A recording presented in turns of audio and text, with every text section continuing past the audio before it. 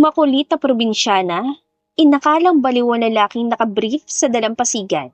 Pero paano kung matapos niyan tulungan, may nangyari sa kanila, pero biglang hindi magparamdam ang lalaki? Ate Mayi, wala ka bang balak mag-asawa? Ang tanda-tanda mo na wala ka pa ring boyfriend. Usisa ng kapatid niyang si Star. Tumigil sa pagpapakain ng mga baboy si Mayi at nilingon ng 15 anyos niyang kapatid na si Star na nakaupo sa duyan at pinapanood siya. Gusto mo na ba ako magkaroon ng asawa? Hindi pa naman matanda ang 25 ah. At saka baby face kaya ako. Pabirong tugon ni Mayi. Humagikhik naman si Star. Kasi gusto ko na magkaroon ng pamangkin ate. Ayaw naman kasi tayong bigyan ni nanay ng isa pang kapatid kaya ikaw na lang ang magbigay para naman may bata dito sa bahay. Promise, ako ang mag-aalaga. Masakit magluwal ng bata, Star. Di pa ako ready, no? Hanapin ko muna si Mr. Right. Baka ngayong buwan, sa susunod na buwan, sa susunod na taon, dumating na siya. Ani Mayi. Paano dadating kung hindi mo naman hinahanap yung Mr. Right mo? Masyado ka pa talagang bata, Star. Yung love, hindi naman kailangang hanapin mo palagi. Minsan, kailangan mo ring maghintay. Mas okay maghintay, no? Baka kasi sa sobrang paghahanap, maling tao yung matagpuan ko. Naniniwala ako na may lalaking nakatadhana para sa akin. At ang kailangan ko lang gawin ay ang hintayin siyang dumating. Kung ayaw mo pang mag-asawa, edi ako na lang ate. Papakasalan ko yung crush ko. Suwestyon ni Star at kaganitong kumaripas ng takbo palayo bago niya pa ito mabato ng tsinelas. Bata ka pa, Star. Lagot ka kay nanay. Pananakot niya sa kapatid. Si Mayi ay lumaki sa isang isla. Sa isla na siya ipinanganak at nagdalaga at mukhang sa isla na rin siya tatandang dalaga. Lumaki siya sa isang maliit na pamilya. Dalawa lang sila magkapatid at ang nanay na lang niya ang natitira nilang guardian. Pumanaw kasi ang ama niya, 3 taon na nakakalipas dahil sa sakit na lung cancer. Si Mayi ang breadwinner ng kanilang pamilya. May katandaan na kasi ang nanay niya at medyo hirap na rin itong maglakad dahil sa arthritis, kaya madalas itong nasa bahay lang. Para makaraos sa buhay, ay nag-aalaga at nagbebenta ng mga baboy at manok si Mayi. Nagtatrabaho din siya bilang isang tour guide sa mga turistang napapadpad sa kanilang isla. Welcome po sa isla din napipili! Ikinagagalak po namin kayo makilala at natutuwa kaming napili ninyo itong aming munting isla. Marami pong magagandang activities na pwede niyong gawin at maraming lugar dito sa isla na pwede niyong puntahan at syempre, kasama niyo akong pupunta sa mga yon. Ako nga po pala si Mayi, ang inyong magandang tour guide. Litan niya ni Mayi at bahagyang natawa ang mga turista. Napangiwi siya. Bakit tumatawa ang mga to? Hindi ba sila kumbinsido na maganda ako? Ganun? Ay, iligaw ko kaya sila? Charot? Sabi niya sa kanyang isipan at sinimula na ang pagtutour sa mga turista. Makalipas ang 3 oras, ay inihatid niya na muna mga ito sa hotel at saka siya nagpaalam na uuwi na muna. May naiwan kasi siya sa bahay nila. Habang naglalakad siya sa tabing dagat, pauwi sa kanila, ay namataan niya ang isang katawan na palutang-lutang sa dagat. Napatali siya. Teka, ano yun? Tao ba yun o tae? Hala, tao nga! May pae! Gulantang yan sambit at luminga sa paligid para humingi ng tulong. Kaso tahimik na sa parteng ito ng isla at walang masyadong tao sa paligid. Huminga siya ng malalim at lumusong sa tubig. Patay na kaya siya? Sana naman hindi pa. Shucks! Ano kaya nangyari sa kanya? Tanong niya sa kawalan at inakay ang lalaki paahon sa dagat. Inihiga niya ito sa buhanginan. Bahagya siya natigilan na makita ang mukha nito. Ubod kasi ito ng gwapo. Matangos ang ilong, maganda ang kilay, makinis sa mukha at mahahaba ang pilik mata.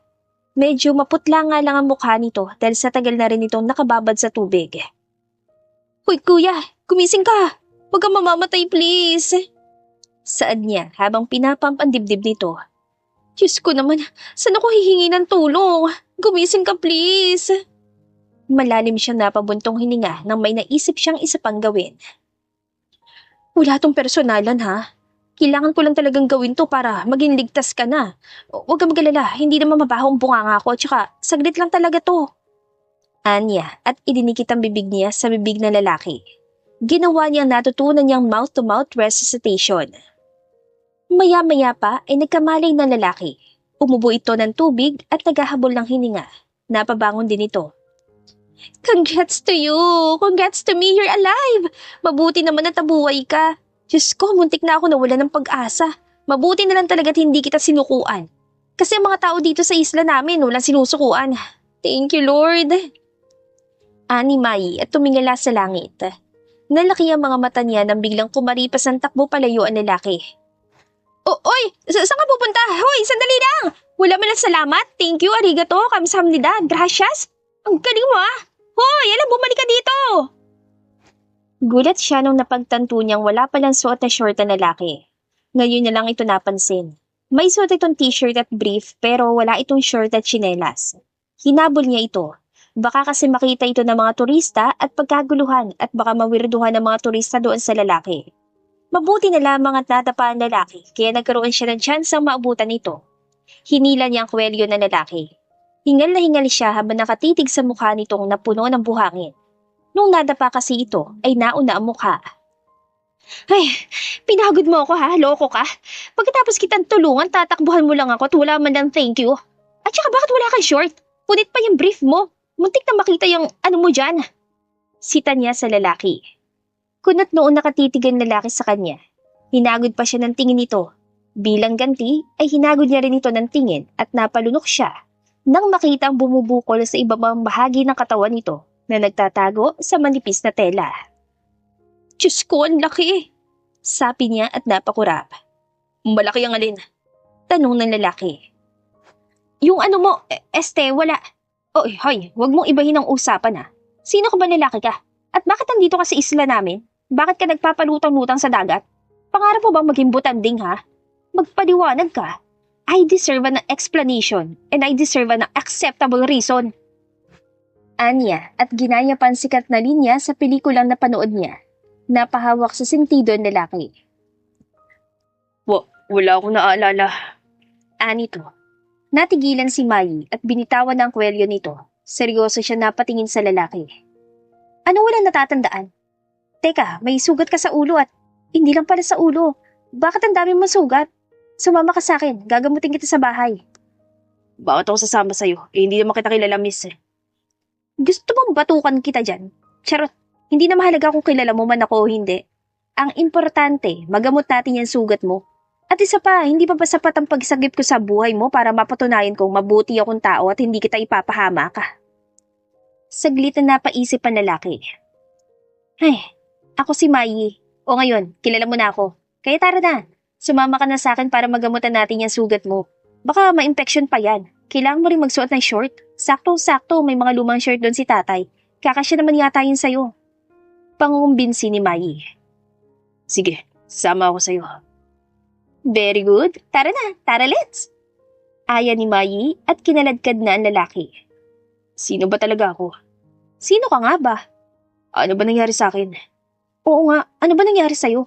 Bakit ka napadpa dito sa isla namin? Bakit tatagpuan kitang palutang-lutang sa dagat? Kakainis? Sobrang naiintriga ako sa istorya ng buhay mo. Kaso, kahit anong pilit kong alamin, wala pa rin akong manghihita sa'yo. Dahil wala ka namang maaalala, di ba? Nabagok sigurong ulo mo, kaya may malaking sugat ka dyan. Kaso, sana man nabagok. Kailangan kong malaman kung saan ako nanggaling at kung sino talaga ako. Hindi pa natin alam kung sino ka dahil hindi mo matanda ng pangalan mo. Bibigyan na lang kita ng pangalan. Okay lang ba? Ano naman ang ipapangalan mo sa akin? Pedro Pinduco. Ano? Ang baduy. Cardo Dalisay o Tanggol de Magiba kaya? Gusto mong rigor na lang? Ano bang klaseng pangalan yan? Natawa si Mai.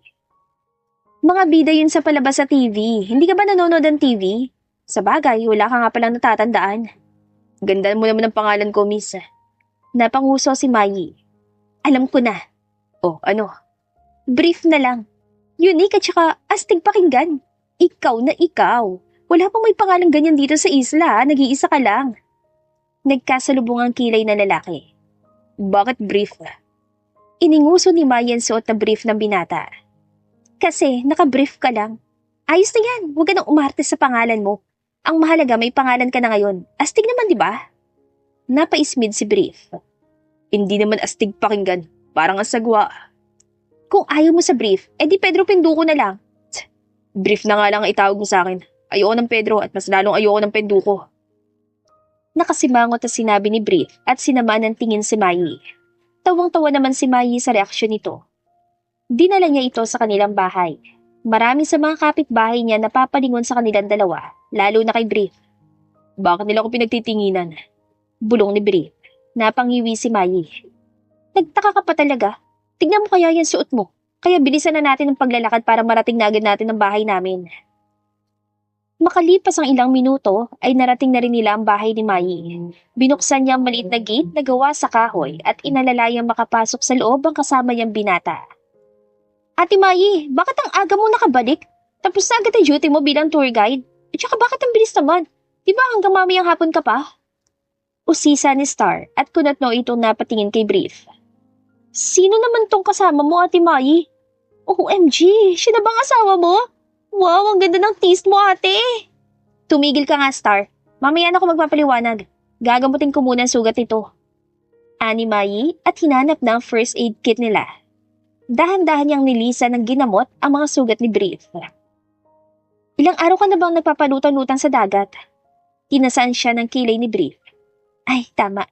Wala ka nga pala naalala. Kaya paano mo naman masasagot ang tanong ko? Pero ako, may naalala ko.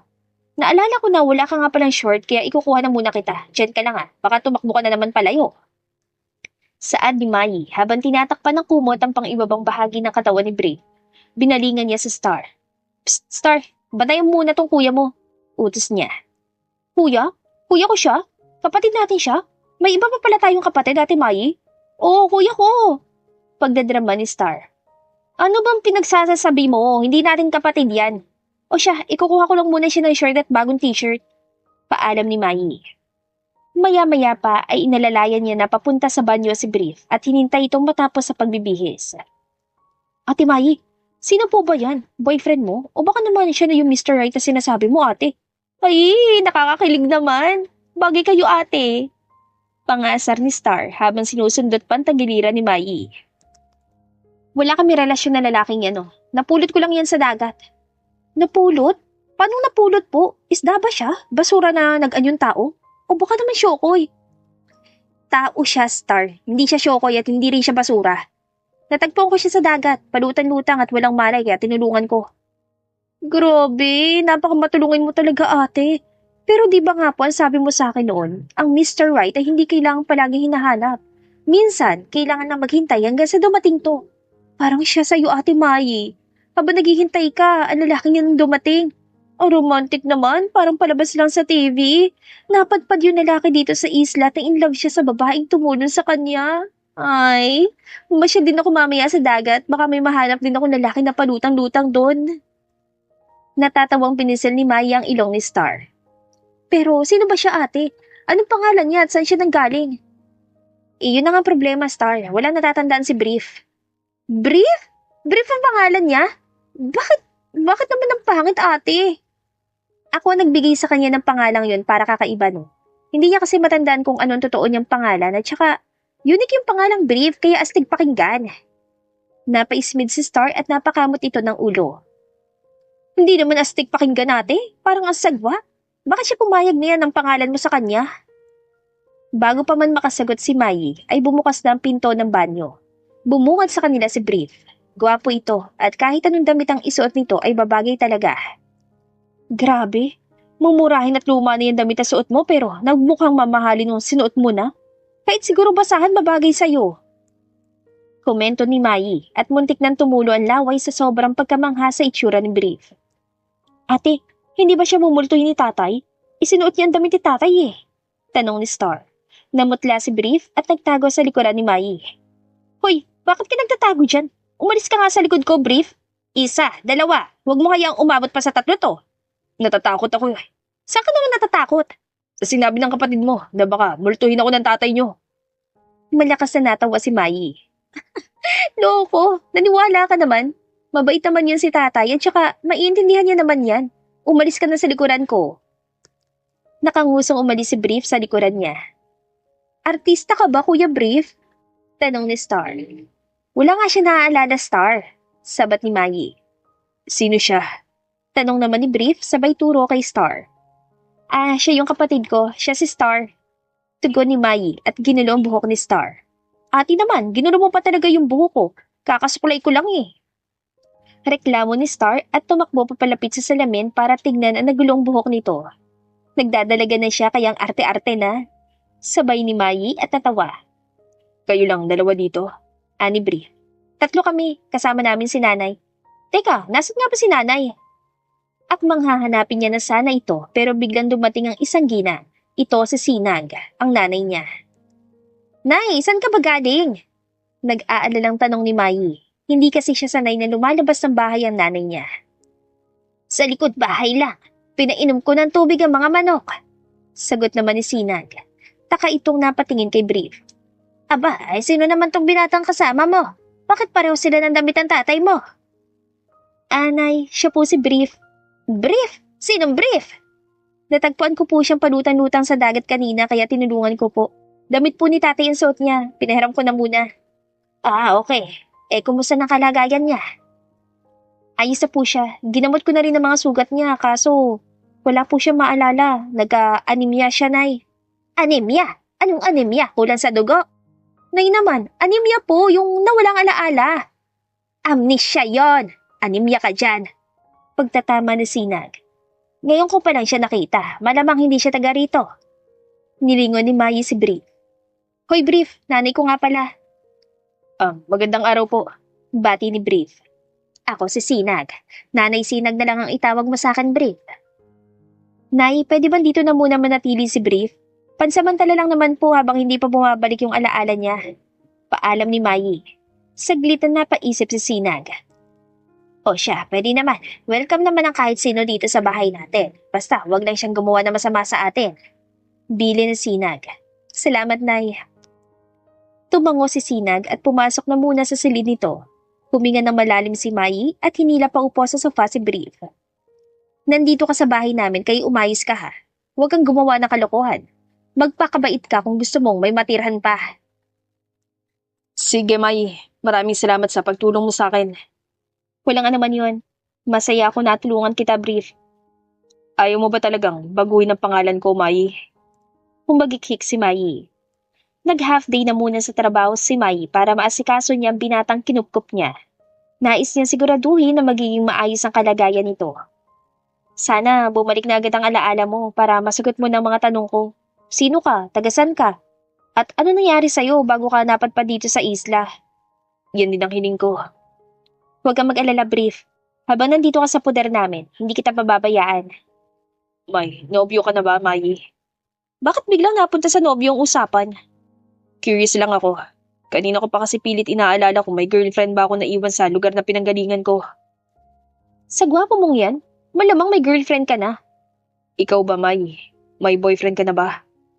Wala namang pumapatol sa akin dito sa isla. Wala nagtatangkang maligaw. Pero sa mga turista, mabenta ang beauty ko, lalo na sa mga foreigner. Foreigner? Ano yung foreigner? Foreigner lang ang hindi mo alam. Foreigner, yung ibang lahi. Yung mga turistang galing sa iba't ibang panig ng mundo. Hindi ba? Foreigner yun? Ani Brief. Napanguso si Mai at umakma pang babatukan si Brief. Pareho lang naman yun. Bakit ka ba nangingialam? Different person, different pronunciation. You mean, pronunciation, hindi pronunciation. Pagtatama pa ni Brief sa kanya, napakamot ng ulo si Mai. Umi-English ka pa talaga ha? Pronunciation, pareho lang naman yon. Perfect ha? Charot, in fairness ha? May alam ka sa English. Englishero halata ka ha? Siguro, foreigner ka rin. May lahi ka. Medyo kakaiba din ang pagmumukha mo eh. Hindi ka purong Pilipino kung titignan. Napakaganda dito sa isla nyo. Sinabi mo pa, maganda talaga dito. Kaya nga hindi namin to maiwan-iwan ang pamilya ko. Matagal na namin binabalak na umalis dito sa isla at lumawas sa Maynila para sa mas magandang oportunidad kaso hindi naman natutuloy yung balak namin. Ang hirap kasing iwanan nitong isla di napipili. Isla? Di napipili ang pangalan ng islang to? Nakangiting tumango si Mai. Bakit naman ganun ang pangalan? Kuryosong tanong ni Brief. Umupo sila sa may patukan. Nakangiting pinagmasdan ni Mai ang dagat. May kwento kasi yun.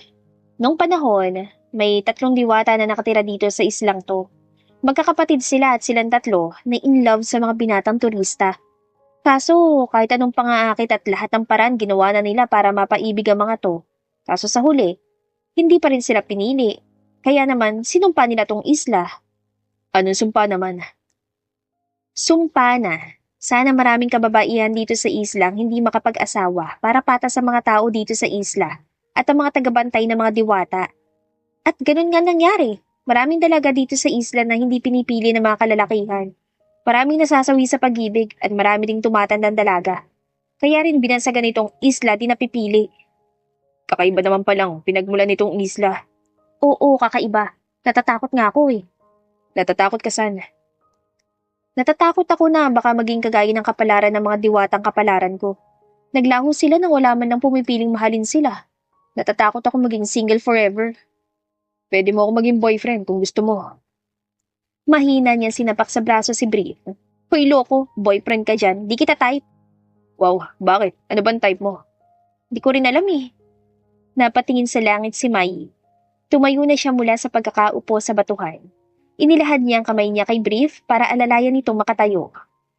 Palubog ng araw, umuwi na tayo. Tutulungan ko pa si nanay maghanda ng hapunan natin. Ayan niya. Anong paborito mong ulam, Brief? Hindi ko naalala eh.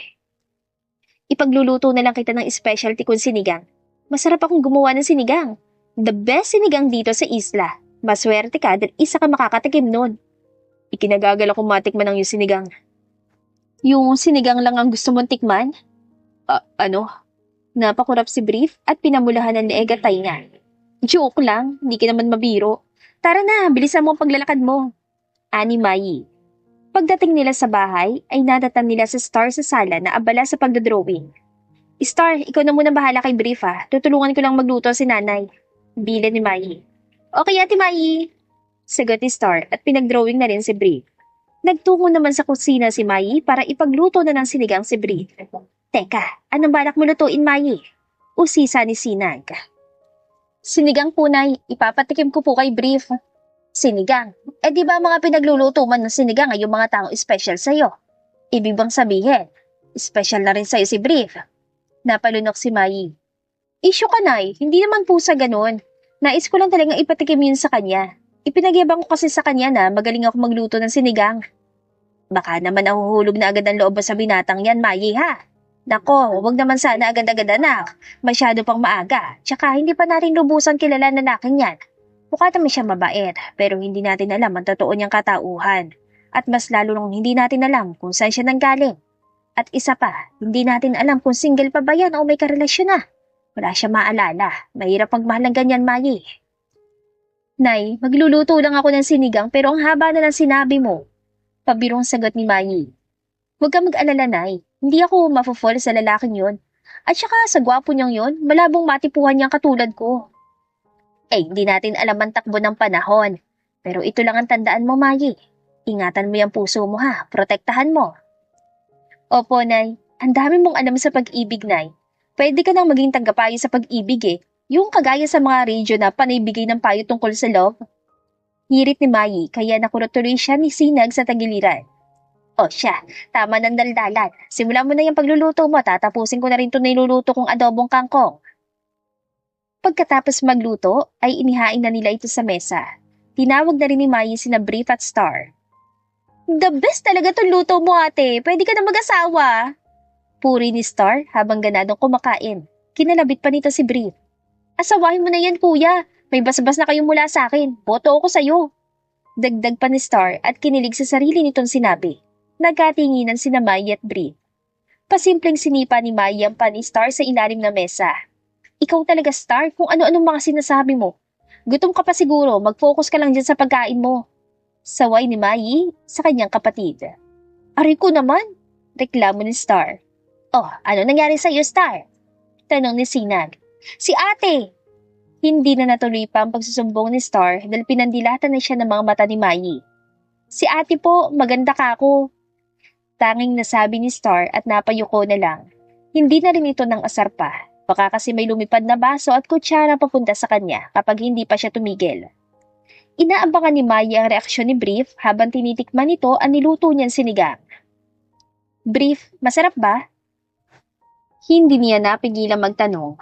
Gumisi si Brief at nag-thumbs up ito sa kanya. Napakasarap mong magluto, Mai. Masarap din itong niluto ni Nanay Sinag. Namana mo ang talento niya sa pagluluto. Komento ni Brief. Pinamulahan naman ng pisngi si Mai at kinilig siya sa papuri nito. Salamat, Brief. Kumain ka pa, may kanin pa dito. Pakabusog ka lang. Ani Mai. Tumikhim si Star. Ate Mai, saan matutulog si Kuya Brief? Sa kwarto mo ba? Usisa pa nito. Ay sus Mariosep Star, Purya Santissima, hindi sila pwedeng magtabi. Ang babae at lalaki hindi pwedeng magtabi kung hindi naman sila magkamag-anak o mag-asawa. Sabat ni Sinag. E di magpakasal na sila para maging mag-asawa na sila at pwede na magtabi. May kasalang bayan bukas sumali kayo ate para makalibre kayo ng gasto sa kasal. Suwestiyon pa ni Star at kagad na nag-peace sign nung nakitang iritadong mukha ni Mai. Piro lang, sige na nga, hindi na kita aasarin. Bawi ni Star. Alas 8 na ng gabi at naghahanda na sila sa pagtulog. Nasa loob na ng kwarto si Sinag at si Star. Humihilik na nga si Star. Si Mai naman ay inaayos ang hihigaan ni Brief sa sala. May ekstrang banig naman sila at may mga unan din na hindi pa nalalawayan. Pagpasensya mo na yung hihigaan mo, Brief ha. Banig lang kasi ang meron dito. Wala kami nung makakapal at malalambot na higaan. Kung hindi ka naman komportable sa sahig, pwede kang humiga sa sofa kaso kailangan mong baluktutin yung malaki mong katawan para magkasya ka. Okay na ako dito, Mai. Ang mahalaga, may matutulugan ako. Salamat dito. May nilagay nga pala akong katol sa panan mo.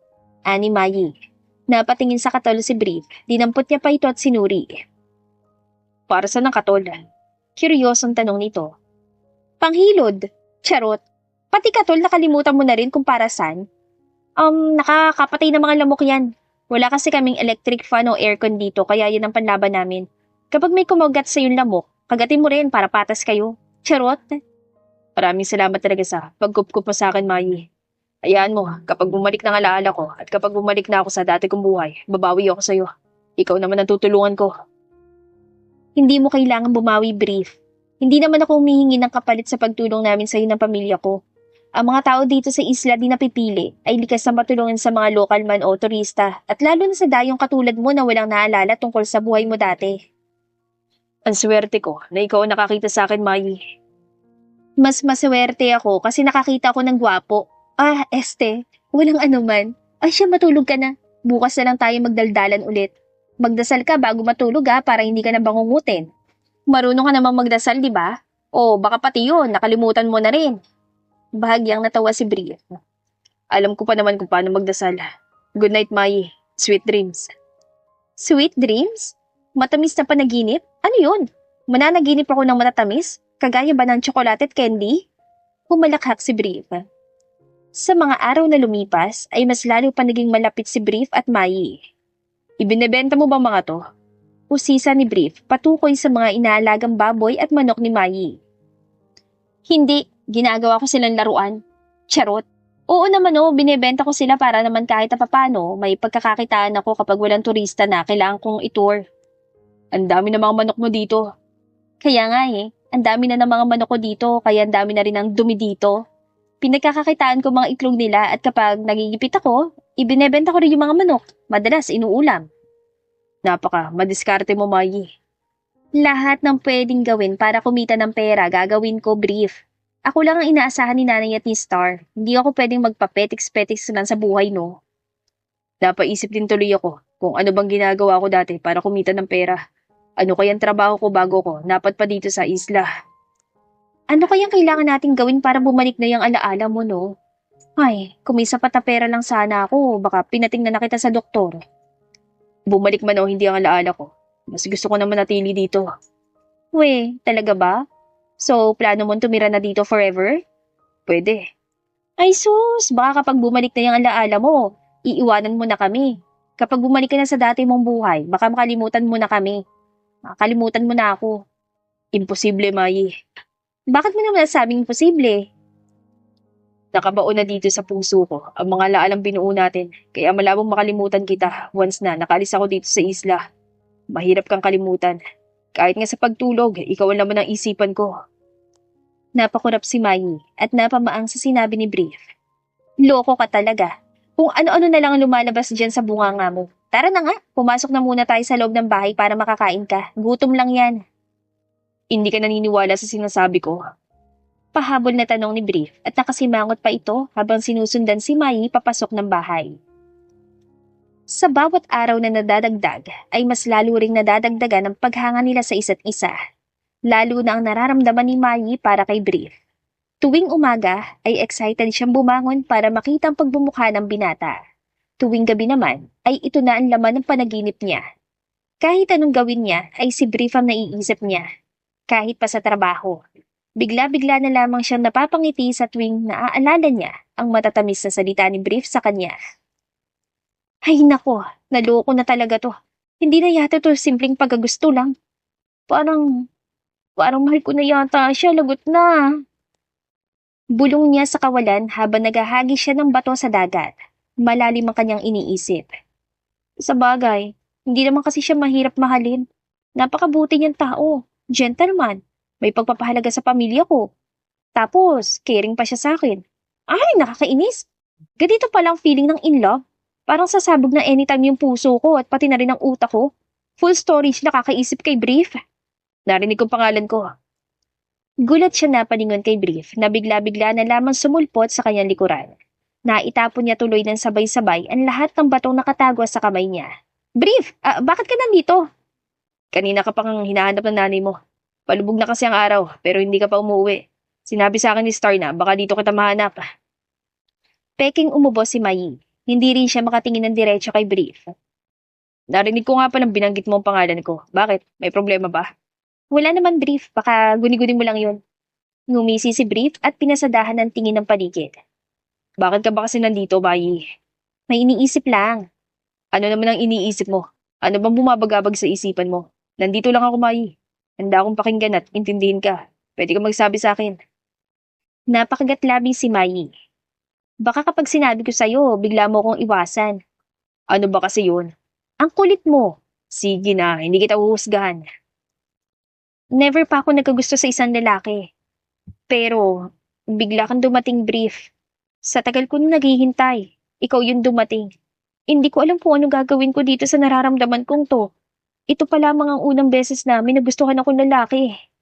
Gusto mo ko? Derechahang tanong ni Brief. Mariing napalunok si Mai. Sorry, Brief. Alam kong hindi dapat kasi aalis ka rin naman dito sa isla.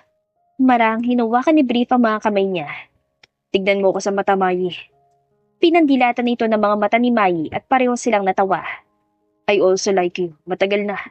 Sa isang buong pananatili ko dito sa isla, hindi ko rin napigilan ang sarili ko magustuhan ka, Mai. Sa panahong pakiramdam ko, wala akong kakampi. Ikaw ang nandyan. Sa panahong naliligaw ako, ikaw ang nagbigay sa akin ng direksyon sa buhay. Ano?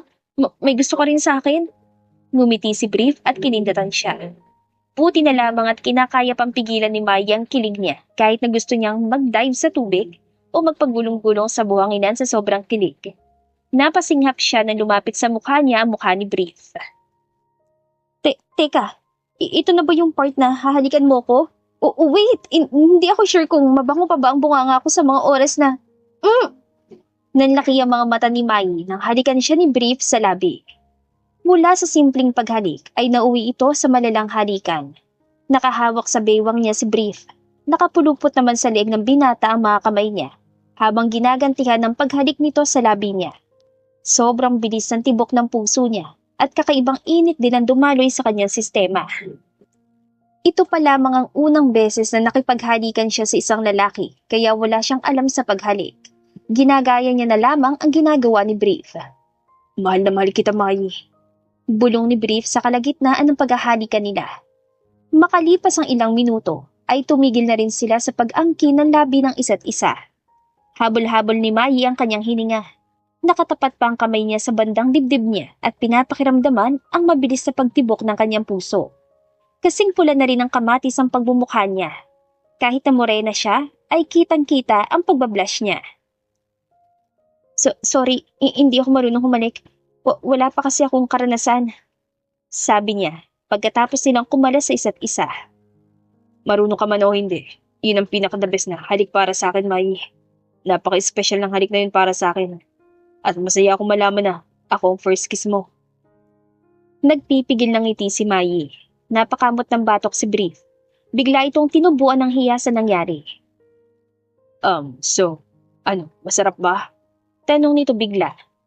Ang alin? Ngumuso si Brief. Napalunok si Mai at nakangising tumango. Oo, masarap. Masarap kang humalik, Brief. Gusto ko pa nga ng isa eh. Really? You want more? Humakbang si Brief. Magkadikit na ang tungki ng kanilang mga ilong. Akmang maghahalikan sana ulit sila, kaso biglang dumagundong sa paligid ang malakas na sigaw ni Star. Ate Mai! Kuya Brief! Sigaw nito at namumutlang tumakbo papalapit sa kanila. Bakit Star? Bakit ganyan ang itsura mo?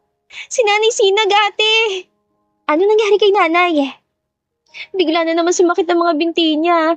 Nawalan siya ng balanse, tumama ang ulo niya sa lamesa kaya nawalan siya ng malay. May dugo ate, walang malay si Nanay, natatakot po ako. Paliwanag ni Star at nagsimula na itong humikbit. Kagad silang tumakbo pa uwi ng bahay.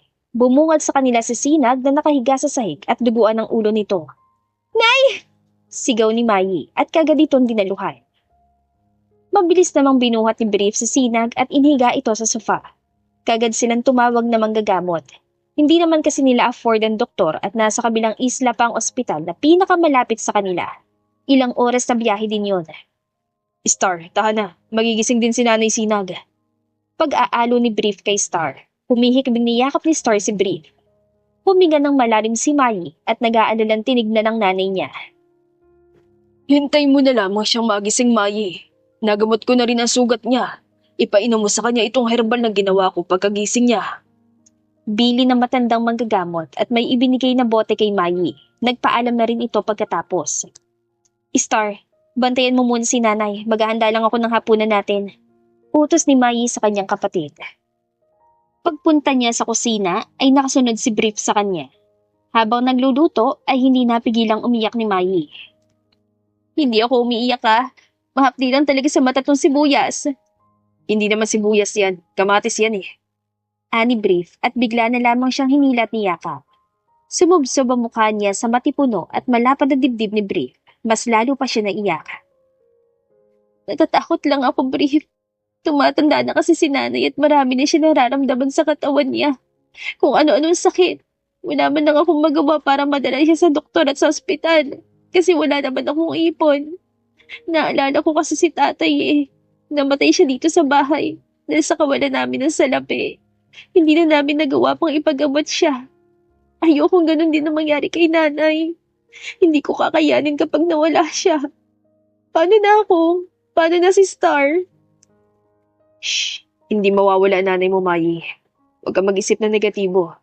Palaban kaya yan si Nanay Sinag. Malalampasan niya kung ano man sakit na nararamdaman niya. Mangingisda ulit kami ng mga kaibigan ko bukas. At saka maghanap ako ng iba pang racket para matulungan kitang makaipon ng pera at para maipicheck up na rin natin sa ospital si Nanay Sinag sa lalong madaling panahon. Salamat, Brief. Nandito lang ako palagi, Mai. Ate, gising na po si Nanay! Malakas sa sigaw ni Star. Sa tagal ng nananatili ni Brief sa isla, ay nagkaroon na rin ito ng mga kaibigan. Marami na ring trabahong pinapasukan si Brief para makatulong kay Mai sa mga gastusin sa bahay. Sumasama sa pangingisda si Brief. Minsan naman ay tumutulong siya sa paglilinis sa mga hotel o sa paghuhugas ng pinggan sa mga kainan. Ayaw naman kasi nitong maging pabigat pa kay Mai. Mai, may bibigay nga pala ako sa'yo. Sabi ni Brief at hinila si Mai paupo sa sofa. Kinuha ni Brief ang kamay niya. Nakangiting inilapag ni Brief ang 1,000 sa palad ni Mai. Para saan to? Diba, nangako ko sa'yo na tutulungan kita makaipon para madala na natin sa ospital ng nanay mo. Idagdag mo yan sa ipon natin.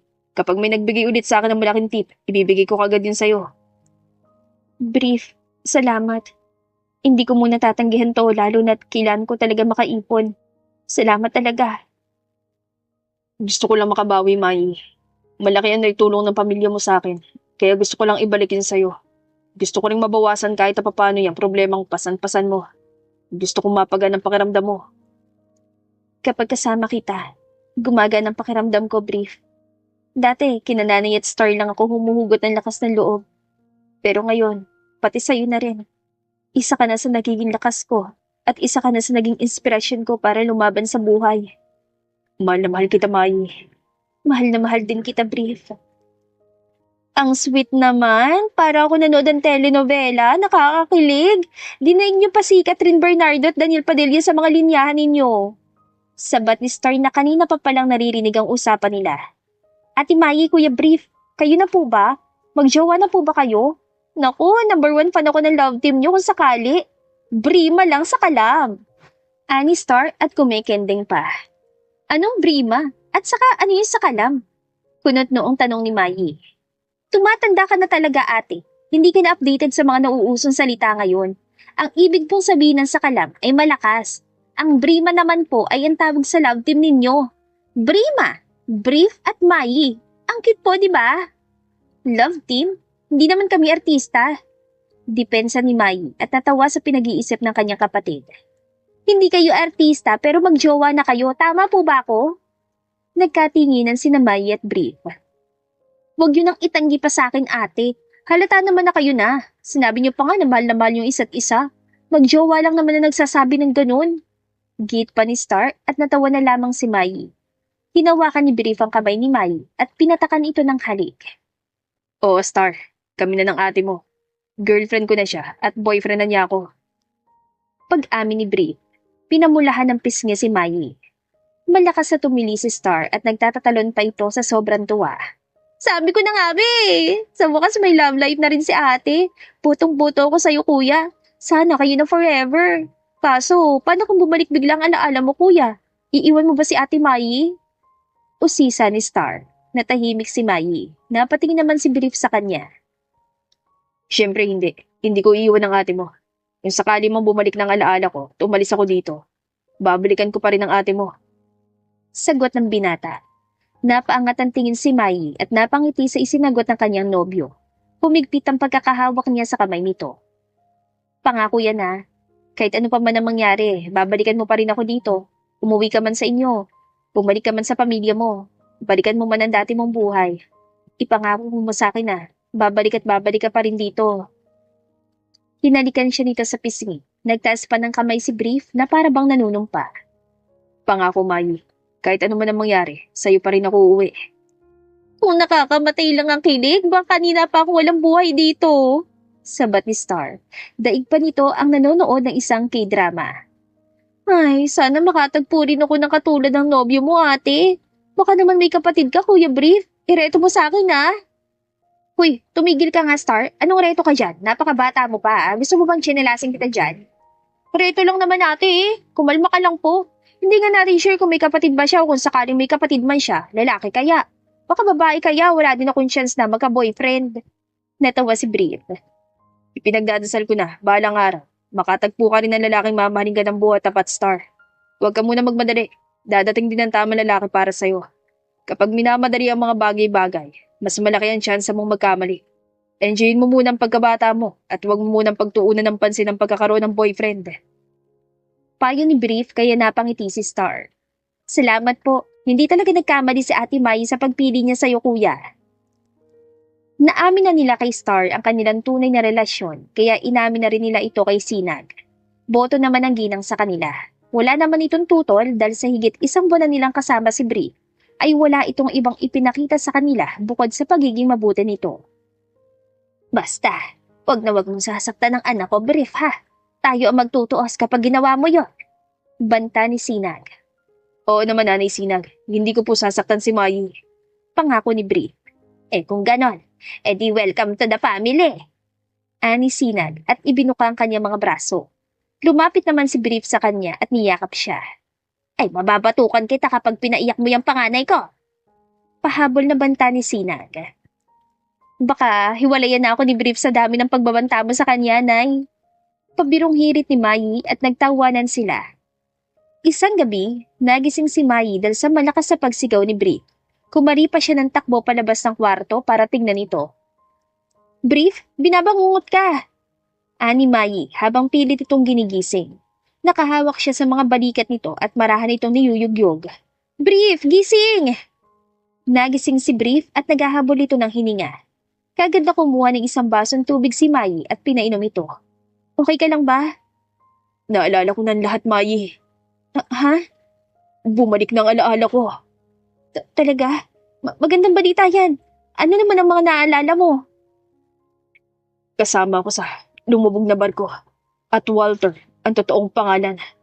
Walter Altamirano. Walter Altamirano? Napakaganda pala ng pangalan mo. Walang panama yung pa-brief ko sa'yo.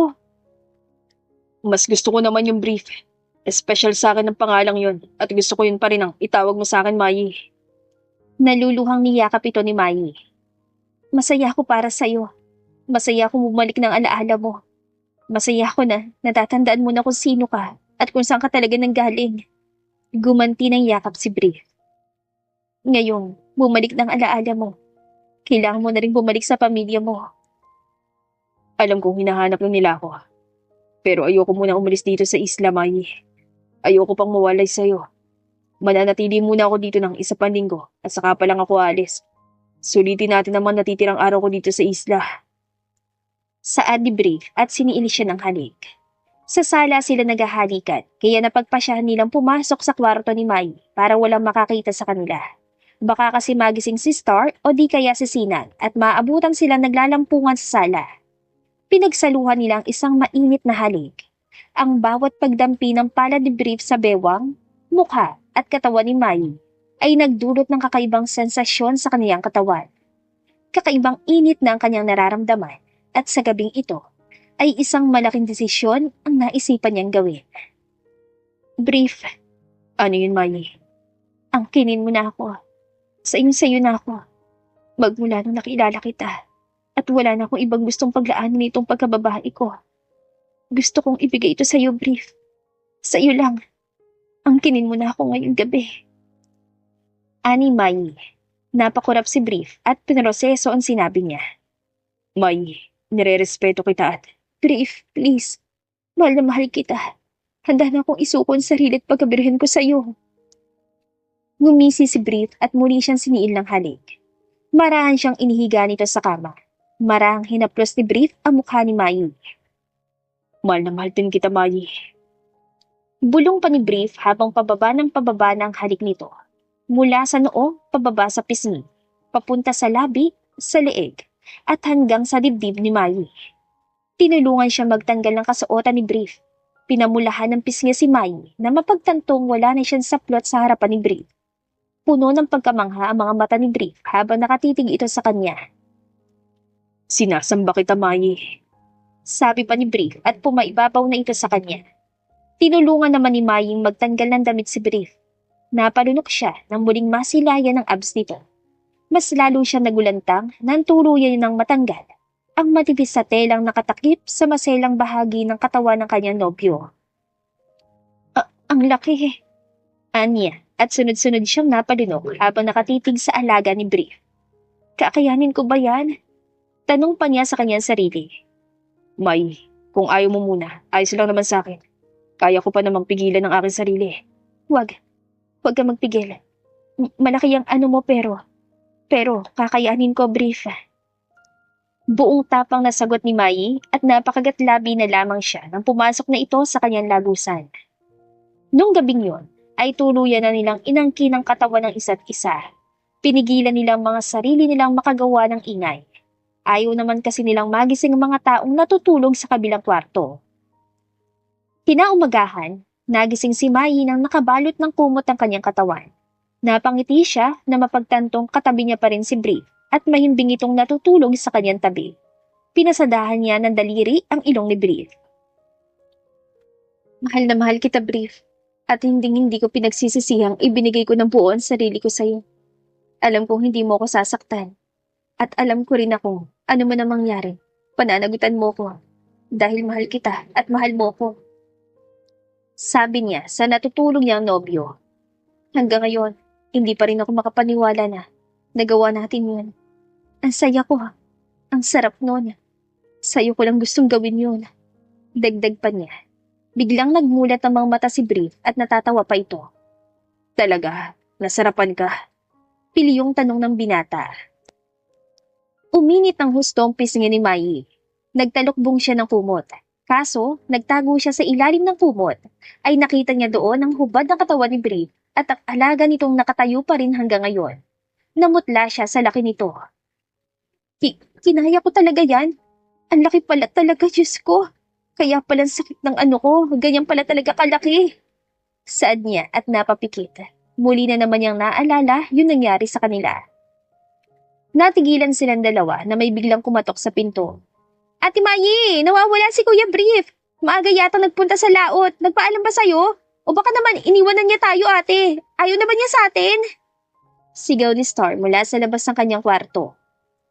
Mabilis na bumangon si Mayi. Nalaglag pa siya sa kama sa sobrang pagmamadali. Dinampot niya ang mga damit niya nagkalat sa sahig at kagad itong sinuot. Sinanyasan niyang magtago muna si Brief. Ayaw niya naman kasing malaman ni Star na tabi silang natulog kagabi. Baka magsumbong pa ito kay Sinag at masermonan sila. Conservative pa naman ang Gina. Nagtago sa likod ng pinto si Brief at wala itong kasaplot-saplot. Nagpipigil ng tawa si Mayi. Hindi pa man niya na ikakabit ang strap ng kanyang bra ay pinagbuksan niya na ng pinto si Star. Star, ano ulit yung sinabi mo? Tanong ni Mayi habang inaayos sa magulo niyang buhok. Si Kuya Brief po, hindi ko makita. Nagpaalam ba siya sa'yo kung saan siya pupunta, Ate Mayi? Si Brief? Oo, bumili lang siya ng pandesal. Oo, tama, pandesal nga. Ganun po ba? Akala ko umalis na siya at iniwan na tayo. Nakangiting sambit ni Star at kumalma na ito. Akmang aalis na sana ito pero may napansin itong pulang marka sa leeg ni Mayi. Ate, may kagat ka na lamok sa leeg mo. Napakalaki naman po niyan. Siguro malaking lamok din ang kumagat sa'yo. Pulang-pula pa oh. Grabe naman po lamok na yon kung makakagat wagas. Komento ni Star. Halos mautot na si Brief sa pagpipigil ng tawa. Si Mayi naman ay napakurap at napahawak sa kanyang leeg. Ang pulang marka na iyon ay hindi kagat ng lamok, kundi marka ng paghalik ni Brief sa kanya kagabi. Oo nga ang laki ng lamok na kumagat sa akin. Sagot pa ni Mayi. O siya, maglilinis muna ako ng kwarto, Star. Anya pa at pinagsarahan na ng pinto si Star. Nakahinga siya na maluwag. Humakbang si Brief papalapit sa kanya. Napakurap siya dahil wala itong saplot at kitang-kita niya ang kabuuan ng katawan nito. Pumulupot sa kanyang bewang ang matipunong braso nito. Grabe naman talagang lamok na kumagat sa'yo, Mayi. Sinong lamok kaya yan? Mapang-asar na sambit nito. Kaya nga kakaibang lamok. Pagsang-ayon naman ni Mayi at pareho sila natawa. I love you, Mayi. Mahal din kita, Brief. Aalis sa susunod na linggo si Brief, kaya sinulitan nila na titirang araw nila. Happy birthday, Ate Mayi! Masiglang bati ni Star at mahigpit na niyakap si Mayi. Patanda ka na ng patanda, ate! Salamat, Star. Kung hindi mo pa ako binate, hindi ko maalala ang birthday ko pala ngayon. Biglang lumabas mula sa kusina sina Brief at Sinag na may dalang mga balon at cake na may nakasindipang kandila. Naglakad sila papalapit kay Mayi habang kumakanta ng birthday song. Maligayang kaarawan, anak! Bati ni Sinag. Salamat po, Nay. Nag-abala pa kayo. May pakik at balon pa talaga. Happy birthday, mahal. Bati naman ni Brief sabay halik sa kanyang pisngi. Ay, ang sweet niyo naman. Respeto naman po sa mga single dito. Sambit ni Star. Napatingin si Mayi sa kandila at akmang hihipan niya na sana ito pero inilayo ni Brief ang cake mula sa kanya. Mag-wish ka muna bago mo hipan ang kandila. Wish? Ang daming masasayang nangyari sa buhay ngayon. Kontento na ako sa kung anumang meron ako ngayon kaya wala na akong mahihiling pa. Sagot ni Mayi at hinipan na ang kandila. Naghiyawa naman sila at muli siyang binati. Masaya nilang pinagsaluhan ang mga inihandang pagkain ni Sinag. Ang sarap naman itong spaghetti mo, Nay! Puri ni Mayi. Tumulong ako sa pagluluto niyan. Sabat ni Brief.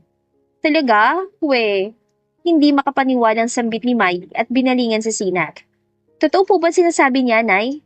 Mabilis na tumango si Sinag. Oo naman. Tumulong yung nobyo mo sa paghahanda ng spaghetti. Siya yung nagbuhos ng sauce. Napangiwi si Mayi. Pumalakak naman si Brief at proud sa kanyang nagawa. Salamat dahil naganda pa talaga kayo sa birthday ko.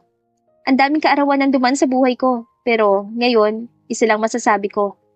Ang kaarawan kong ito ang pinaka-the best sa lahat dahil kasama ko ang mahahalagang tao sa buhay ko. At lalo na dahil kasama kita. Ani Mayi, sabay hawak sa kamay ni Brief. Ate, tama na muna yung kaswitan yung dalawa ni Kuya Brief. Kahit matamis yung cake, parang kayong dalawang mas lalang gabing sa kaswitan nyo Nakakainggit. Gusto ko na maging 20 anyos at magka-boyfriend na.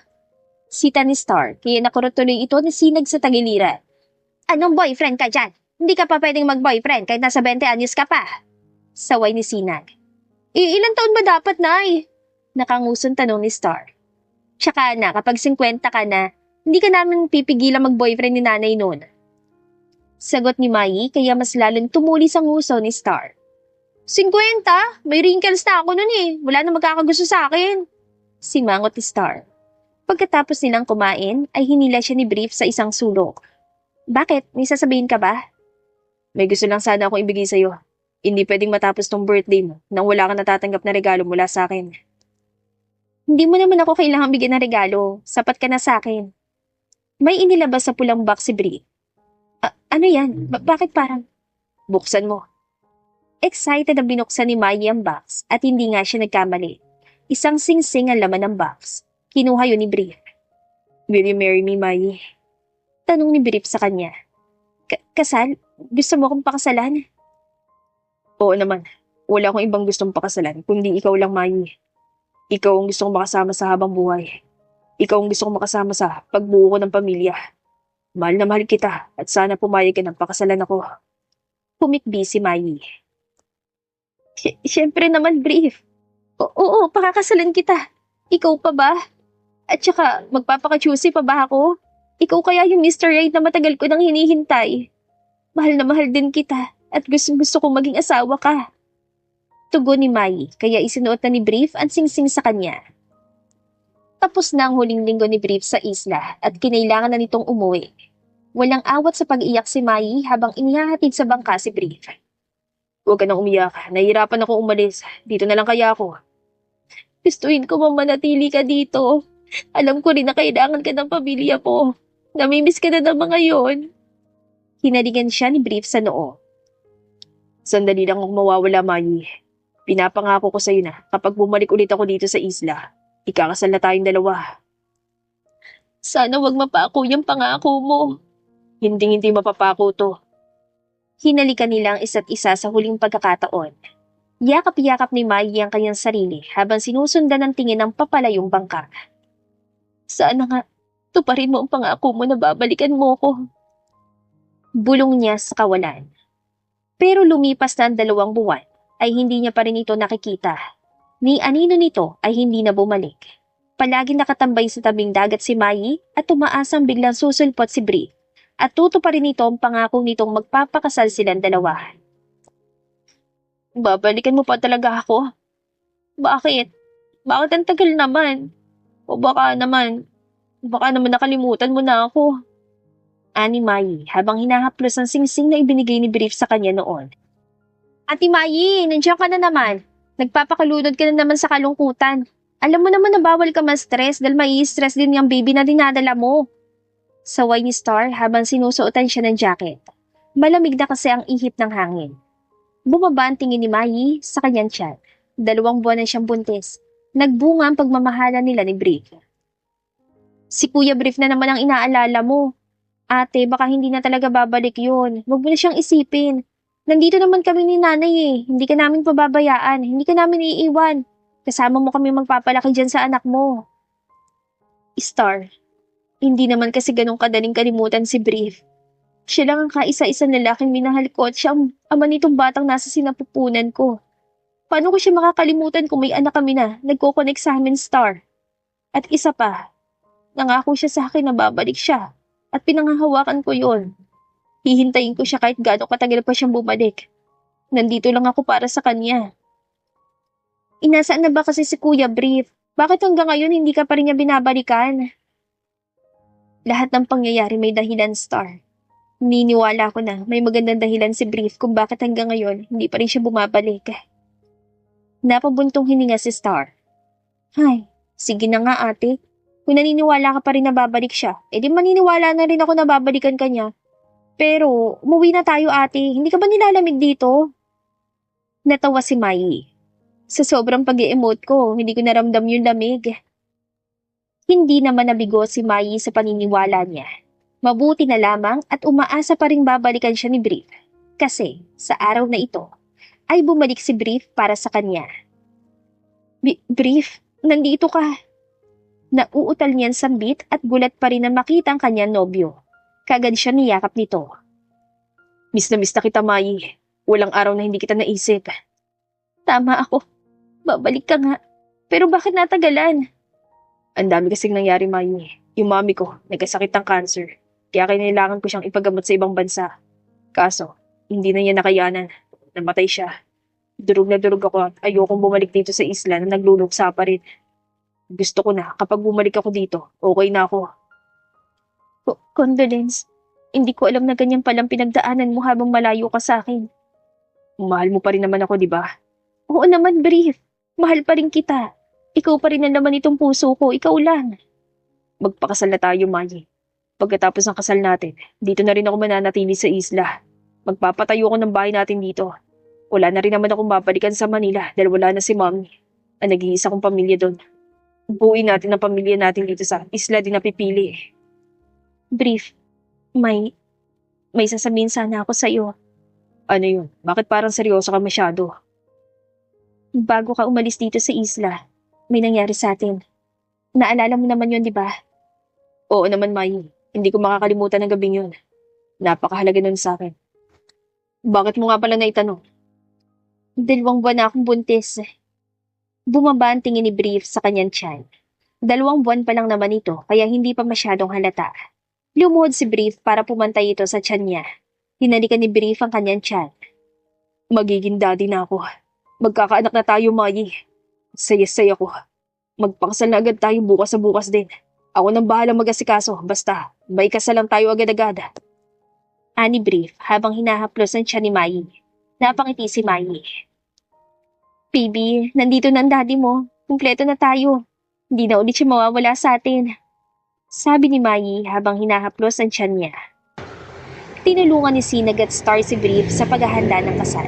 Sineryoso kasi talaga ni Brief ang sinabi nito, pakakasalan siya agad si Mai pagbalik niya. Simple lang ang kasal at sa tabing dagat ito. Ang ganda mo, Ate Mai. Magaganda talaga ang mga bride, no? Parang gusto ko na rin tuloy may kasal ngayon. Joke. Ay, hindi pa rin ako makapaniwalang ikakasal ka na ngayon, Ate Mai. Tapos, may pamangkin pa ako. Said ni Star. Anak, napakaganda mo. Masayang-masaya ako para sa inyong dalawa ni Brief. Sana mas tumibay at mas maging maganda pang relasyon yung dalawa.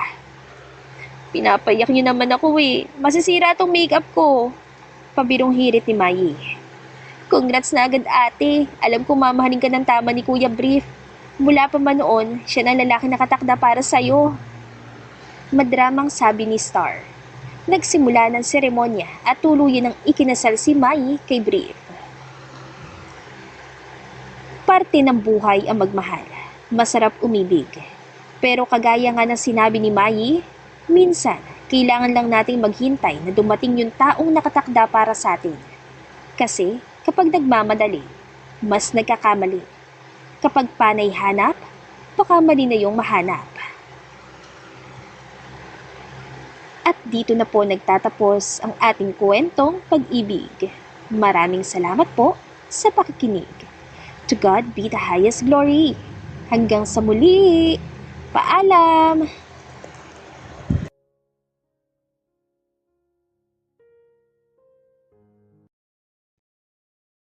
Makulit na probinsyana